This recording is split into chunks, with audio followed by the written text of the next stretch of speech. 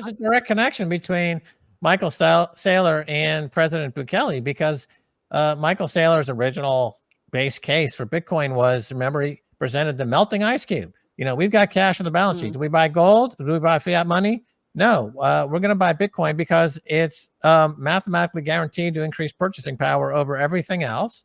And so he gave a masterclass on economics and inflation and money printing and central banking. And this has been echoed now by President Bukele at CPAC this week. Gave the best speech, the most attention-grabbing speech, the most articulate speech. And the centerpiece of that speech was that money printing is bad, and we are escaping the money printers in El Salvador. And I think Stacey would agree with me. That was just a boffo performance. That speech, I mean, watching just the clips, and I just retweeted it. I said, Bukele just explained MMT to America.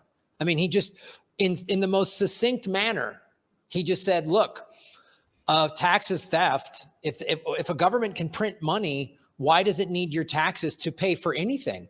And I was like, I remember I had MMT guys on my show 6-7 years ago explaining that to me. And I was like, wow, that's when it was before I got orange pilled, but I started to understand the crime of taxation. The MMT guys were like, we're not saying you should just print everything. But when the government says, oh, we don't have money for healthcare, we don't have money for schools, they're lying. They're lying to you that they can print whatever they want. And Bukele just said it like, bam. And it was almost like he shot a laser through everybody at that conference and went, oh.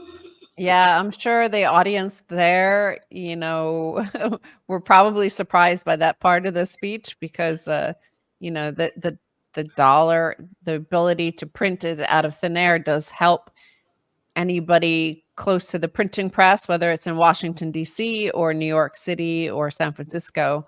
They get access to the dollar first, very cheap. But I mean, I was so proud, really, to, call him my president, that he sounded so much like a Bitcoiner. And any sort of episode of the Kaiser Report or Orange Pill podcast, he could have fit in exactly there to be printing, backing your currency with money you printed and printing more out of thin air. And just the delivery of it was just perfect. 2.5 minutes, 2 minutes, 36 seconds of just pure genius.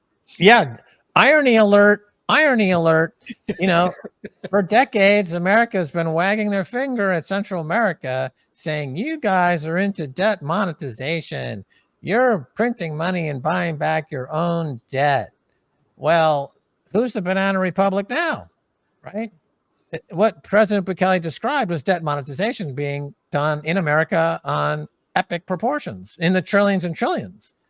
Exactly what they used to accuse Central America of doing and calling them despairingly, oh, you're a banana republic. Well, who is the banana republic now? You have El Salvador and Central America using Bitcoin as legal tender. They're building an entire economy on top of the Bitcoin as base layer.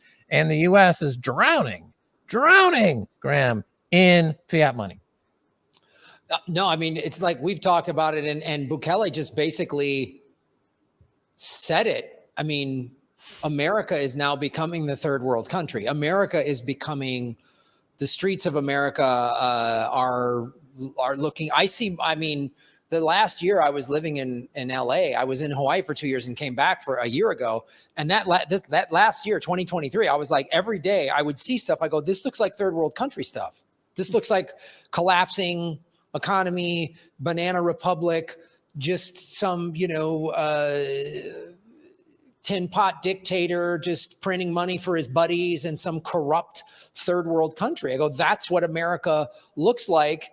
And really, it's like America, because it's so big, is like what America used to accuse Latin America of. All these different states and all these other little politicians are pretty corrupt. There might be a good politician here or there in this state or that state, but for the most part, the whole system is so corrupt that the best you can do in America is find like the least corrupt politician, but the central banks and the two-party system is completely corrupt. The other thing that was so amazing to me is, when Bukele was scheduled to speak at CPAC, before he spoke, I was just talking to some Bitcoiners who were like, wow, CPAC, they're all they're pretty conservative. And, Bukele is going to be probably more to the left of what the people at CPAC are. But I go, this is the beautiful message of Orange Pill, of Bitcoin. He can give that message. He could give that message at CPAC and it would resonate with the crowd. He could give that same message at the Green Party convention and they would all go, wow, it doesn't matter. The Bitcoin message of the corruption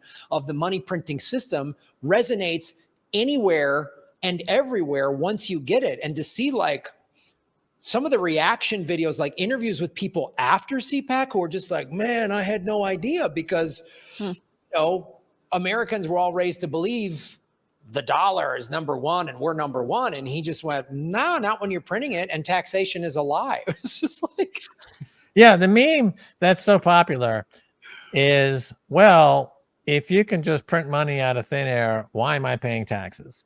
Right? That's a meme that people have been talking about for years. And President Bukele said something very interesting and I think very provocative. He said, the reason you pay taxes is to create the illusion that you have a functioning government, to create the illusion that you have a functioning government. That's the reason you pay taxes. But there's nothing back behind that paper money but more paper. And then he went into talking about the fiat money Ponzi scheme farce. But essentially what they're saying, okay, right. And that's debt monetization.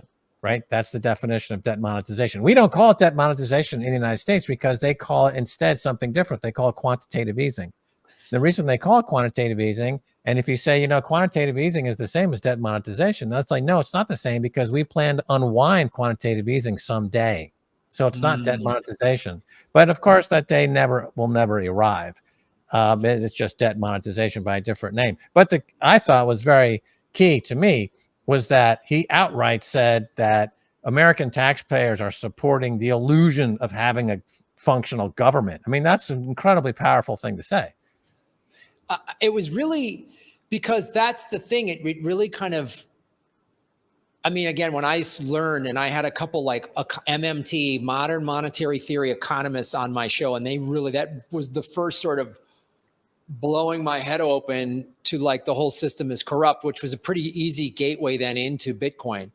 And all these Americans are sitting there going, well, first of all, even under your taxes fund the government thing, Americans were already like waking up to the fact, like, well, why am I paying taxes if my roads and schools, they're cutting arts programs at my schools, but we're sending money to Israel. They have free healthcare in Israel, and we're sending money to Ukraine and all of these wars. Americans were like, this already is that our tax dollars are going there. And now you're learning, oh, we don't even need to pay taxes. It's such a scam. Like it's like the levels of the scam that Americans have been fed is really coming undone. And it's the thing that you always say of, you can't change Bitcoin. Bitcoin changes you. And you're seeing like how this nation state stuff is starting to unwind. Yeah, well, I'll be curious to see, how the message from President Bukele resonates with other people in politics and other political leaders. Certainly, Michael Saylor, his message of re-architecting the balance sheet and not carrying cash on your balance sheet. I was in the camp that thought that this would have a tremendous acceptance and pickup by other CFOs and CEOs, and you'd have a lot of companies. Warren Buffett announced this week that they have a record 176 billion, I think, on their balance sheet in cash, in fiat money, and he's supposed to be, lauded for this for some reason, but that's dead money, and not only that, but it's losing, according to Michael Saylor's calculations, approximately 15% a year in purchasing power, the true rate of inflation, if you include asset price inflation.